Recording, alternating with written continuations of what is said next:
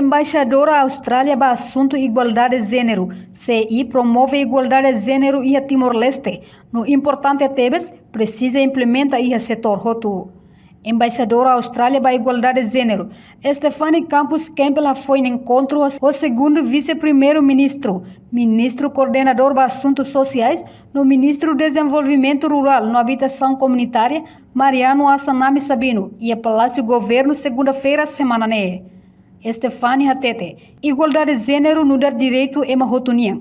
No igualdade de gênero mos contribui para a economia, nebe forte no mores nebe prosperidade. Objetivo a minha reunião, excelência, no visita a Timor-Leste, a aprender a lutar com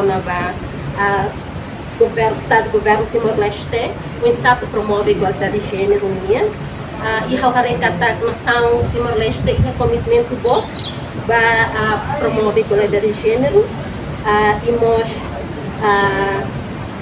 com excelência nós lugar inspirador e da nebema nós promover a igualdade de gênero e a tem kata tem kata importante tebes a igualdade de gênero implementar e a setor joiboi e a temos kata que a nós barreira nebema se impede a igualdade de gênero e how compreender kata igualdade de gênero lugar direitos como uma autonomia atau igualdade de gênero e nós também tendo kata igualdade de gênero nia bele que nós contribuir para a economia nebe forte, moris nebe dia com prosperidade.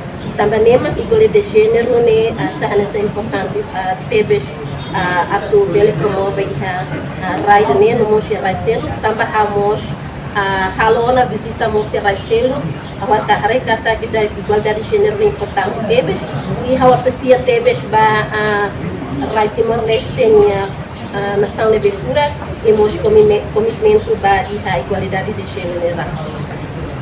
Nonia promete, se halo parceira no cooperação no governo Timor-Leste, ato ensama que bele assegura feito sira, acesso a campo serviço no parte agricultura nian, no além de nesira mos hela programa prioridade governo Timor-Leste nian.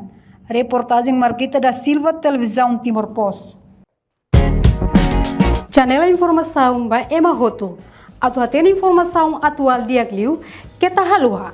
Haneha botão subscribe, like, halo comentário no faixa do media social Roto.